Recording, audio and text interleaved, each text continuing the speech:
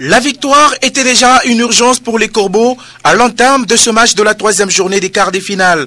Appelé à rebondir après 2 journées poussives marquées par un seul petit point glané, le team noir et blanc de Lubumbashi a démarré pied au plancher cette rencontre face aux Zamalek du Caire avec une première descente amorcée par Given Singuluma s'appuyant sur Trésor Mpoutumabi. Le Zambien sera l'homme de cette entame de match puisque dans la foulée de cette action manquée, il est à la retombée de ce corner du capitaine anglais-bertois, mais sa reprise de la tête est claquée hors du cadre par l'expérimenté gardien égyptien de 35 ans, Abdelwahed El Saed. Après ses débuts prometteurs des Corbeaux, le match s'équilibre durant toute la suite de la première période. Le Zamalek, solide derrière, empêche toutes les velléités offensives anglais-bertoises. Dans les gradins, l'inquiétude est visible sur les différentes figures. Mazembe se procure néanmoins une dernière action avant la pause par l'intermédiaire du milieu des terrains zambien Renford de Kalaba, qui d'une frappe en 2 temps ne parvient pas à trouver le cadre. Et les deux équipes rentrent au vestiaire sur le score nul et vierge des 0-0. Dans les 45 dernières minutes, les Corbeaux vont complètement se sublimer pour redonner le sourire à leurs supporters qui ont compris que c'est seulement en poussant l'équipe par des chants et des acclamations qu'on arrive à un meilleur résultat. C'est encore le capitaine Trésor Mpoutumabi qui lance véritablement la séquence des Corbeaux d'une frappe surpuissante du pied gauche qui malheureusement s'envole. Puis, Given Singuluma, lancé par Renford de Kalaba, se moque de la vigilance de son ange gardien, d'un dribble bien inspiré, mais sa frappe est repoussée par le montant du but égyptien.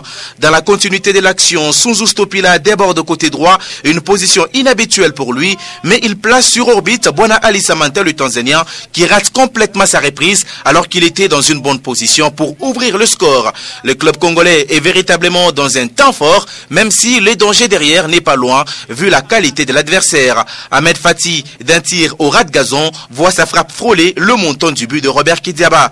Mais cette deuxième période est véritablement celle des Corbeaux qui vont répartir à l'abordage et se procurer une occasion encore importante avec Given Singuluma qui réussit une frappe en pivot, mais trouve sur son chemin l'excellent Abdelwahed encore décisif.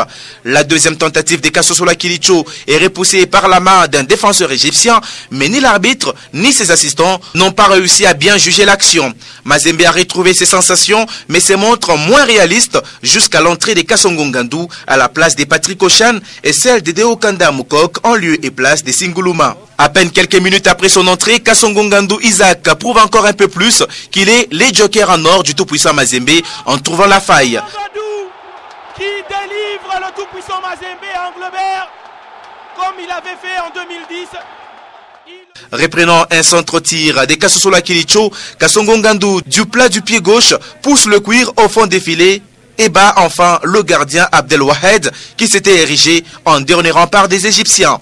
Zamalek tente de réagir sur ce coup franc du Camerounais Mendomo déposé sur la tête de Ahmed Hassan qui ne trouve pas le cadre. Dans la foulée, le capitaine Trésor Mpoutumabi dépose lui son coup franc sur la tête du Tanzanien Bwana Ali Samanta qui ajuste le gardien égyptien d'une reprise imparable. Le point serré du chairman Moïse Katumbi dans les tribunes montre combien ces buts inscrits dans le dernier quart d'heure du match est important car la première victoire de Mazembe en quart de finale de cette Ligue des Champions de la CAF se profile à l'horizon. Mazembe déroule dans les dernières minutes et aurait pu ajouter beaucoup de couleurs à sa victoire sur les tentatives de Samanta, Kanda et Kasongo, mais le score n'évoluera plus. Les Corbeaux ont retrouvé leur rythme et le slogan « Impossible n'est pas Mazembe » a réussi à resserrer les liens de la grande famille anglais-bertoise après des moments de doute.